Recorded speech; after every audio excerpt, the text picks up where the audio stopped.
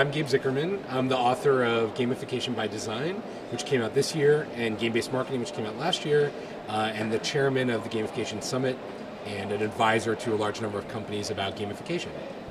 Gamification is the process of using game thinking and game mechanics to engage audiences and solve problems. Or it's the idea of using the best ideas from games, but outside of games. And so right now people are very excited about the topic of gamification across a wide range of industries, brands, countries, and concepts. And so people really want to understand why games are so powerful and how they can use those techniques to create behavior change and engage audiences. So that's what I help folks do.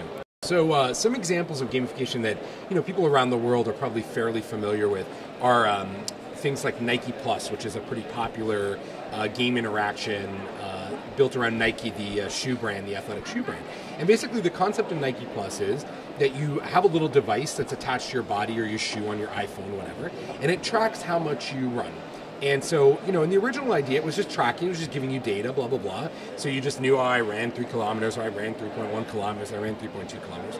It got really exciting when they introduced a game layer to the experience, a game type interaction. So now on Nike Plus, you can challenge yourself and your friends, you can earn achievements, you can communicate about things and socialize about your running and interaction.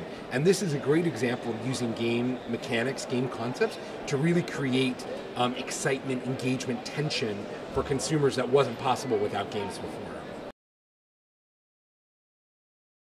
One of the biggest categories of success for gamification is the use inside of companies, inside the enterprise, to engage and positively reinforce employees, colleagues, coworkers, and so on. And this has actually been super successful because, as you know, feedback loops are very long in the workplace. And often we don't hear from our colleagues, from our supervisors, even from our own employees, that we're doing a good job or we're not doing a good job.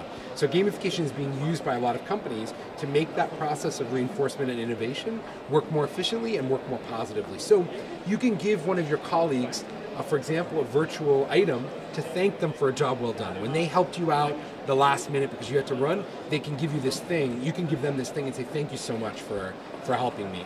In olden days, people often went long periods of time without receiving positive reinforcement for the things that they would do. So you would have to work at your job for a year before your manager would come to you and say, you did a good job or you did a bad job. And this is still common. This is how most people's jobs actually are. But games never wait that long to say you did a great job or you did a crappy job, right? It's instant feedback. Ba-bam, ba-bam, ba-bam. This instant feedback is changing our expectation of how products, services, ideas, brands, interactions should work. How long will you use a product today without knowing whether or not you're doing that well or poorly? What, will you give it like a minute before you start thinking, what's wrong with this thing? Why isn't it telling me? I don't know what's going on. There's a lot of skepticism about the concept of games. I think by and large, if you are talking to people who are somewhat older, in general, their first reaction is like, well, games are fine, my kids play games. This is serious, this is games. This is serious, this is games. And that, I think, is really starting to change. As a younger generation of people gets more engaged in the marketplace, as consumers, as business leaders and thought leaders, it starts becoming more and more obvious that games should be part of every business strategy. Whether we're looking at how to make employees really excited, or we're looking at how to make consumers really engaged with a product or idea, games are far and away the best way to accomplish that. Well, future communication between people really will take on a different form as a result of games. I think we used to think that everybody would enter a virtual world and create an avatar and communicate with each other this way because of games, but that was too simplistic of a view. I actually think that what the real change in interpersonal communications and business communications that are brought on by games have more to do with virtual items, rewards, and feedback loops than it does with how we look to each other.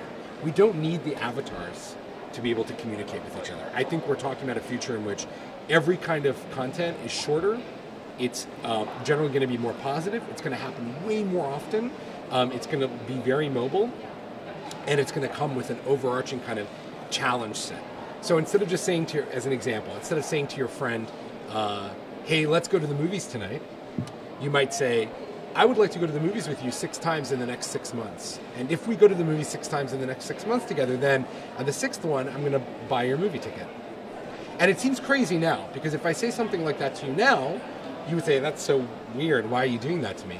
But in the future, we'll increasingly kind of set challenges for ourselves and for each other that the games and gamified systems will enable us to do in a way that's socially acceptable.